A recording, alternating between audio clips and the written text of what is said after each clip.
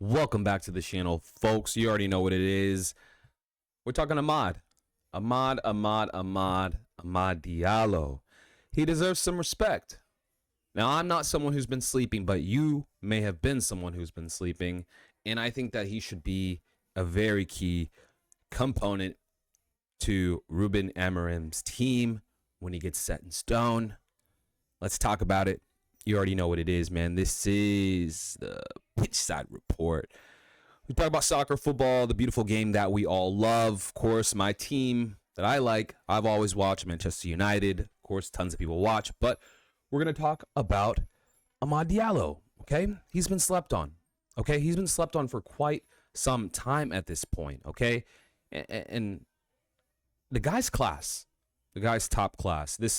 This year in Europa, he's definitely shined, but I think even in the Prem, when he's gotten the opportunity, he has shined. Now, some of these cases, Ten Hag threw him in situations that he was meant to fail, right? And in the team that we had before, he was meant to fail a lot of the times. But I really think that he is someone that we really should keep and really should focus on as a player that we want to keep and put money into and invest in our time in PR. I mean, this year, okay, maybe he doesn't have that many goals per se, right? In the Prem, I think he only has one goal, and I think in Europa, he has, it says out of 4 games, he's at 2 goals. So, not the best record you can say, but as far as the eye test, I know some people don't really respect the eye test. I feel that for Garnacho and Rashford to continuously start over him is just beyond me. I don't understand it besides the fact that they sell more shirts. That's the only thing I can think of that makes it where they should start ahead of him. As far as Garnacho, in the key areas, I feel that Amad has the strength that Garnacho doesn't, and I think that he also has the brains that Rashford doesn't. I feel that he should be ahead of them in every regard when it comes to playing. It's funny to see him get the least amount of minutes out of the 3 that I'm talking about. I mean, his first touch, top notch. Yeah, given the right opportunity and the time in the game, I feel that he would be way more productive than both of these players combined. And I feel like we really should center our attack. I understand that the new manager is going to switch up things, but as far as players, he should be one of the first players in the starting lineup, in my opinion. I feel that Amorim would have to see that he's definitely one of the key components on our team. So it's going to be interesting to see how that turns out as he gets in and starts to put players where he wants to put them. Yeah, under Ten Hag, the treatment towards him was terrible. I mean, he treated him with no respect. There'd be times when he'd be our best attacking player and then he'd be dropped. And this isn't the way that you treat a player that you want to stay in form or a player that you like. Unlike,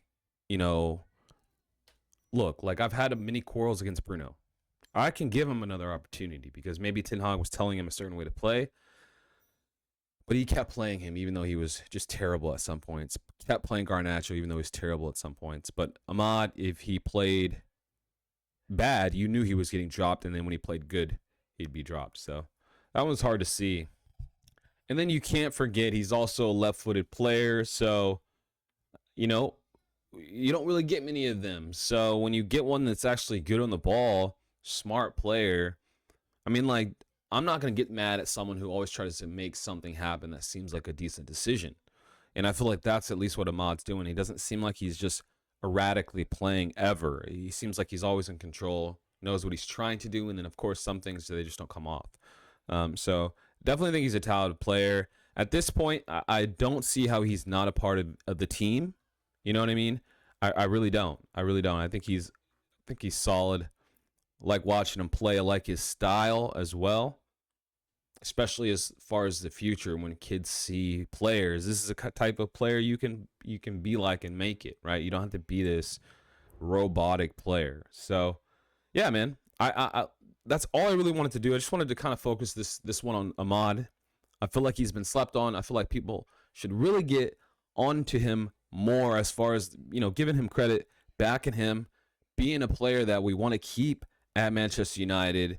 And these are the types of players we want in our team. So Let me know what you think in the comments if you made it this far. Do you think that I'm being crazy right now? Do you think that maybe it's overhyped? Or do you think that he's actually a player better than Garnacho and Rashford?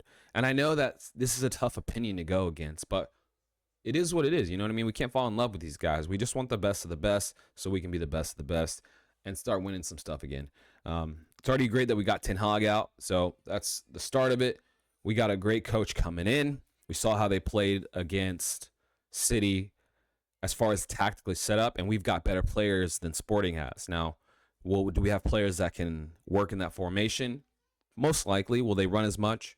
Most likely. So, I mean, we definitely should improve under Almarim, and I am excited to see. So, this upcoming weekend, we have, I believe, Leicester City.